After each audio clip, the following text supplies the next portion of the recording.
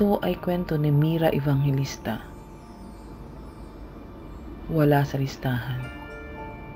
Episode 1. Pangalan ko ang nawawala. Hindi ako pumasok para hanapin ang sarili ko. Pero ngayon, hindi ko alam kung may babalikan pa akong pangalan.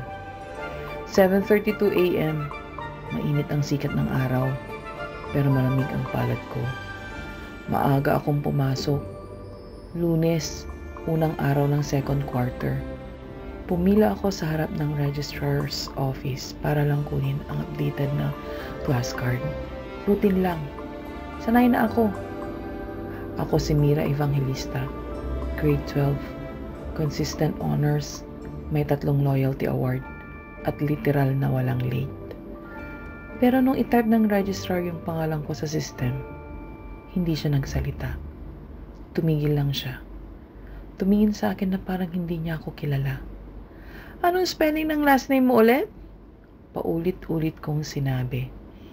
Pinakita ko pa ang lanyard ng ID ko. May barcode pa. Nag-type siya ulit. Wala pa rin. Sorry wala ka sa listahan eh. Tumawa ko. Pero walang lumabas sa bibig ko. Ma'am, baka may error lang. Baka ibang section. Baka ibang spelling. Pero hindi. Kahit anong click niya, kahit sa master file, faculty list, subject load, wala raw akong record. Wala akong section. Wala akong subjects. Wala akong student number. Nagtawag sila ng staff. May dumaang guard. Tinanong ako, anong ginagawa mo rito kung hindi ka pala enrolled? Hindi ako makasagot. Kilala ako ng mga teachers, diba? Lalo na si Ma'am Lazo, advisor namin. Tumakbo ako sa faculty room. Ma'am, si Mira po ito. Ako yung group leader sa research project natin. Naalala niyo po yung slide ko last week?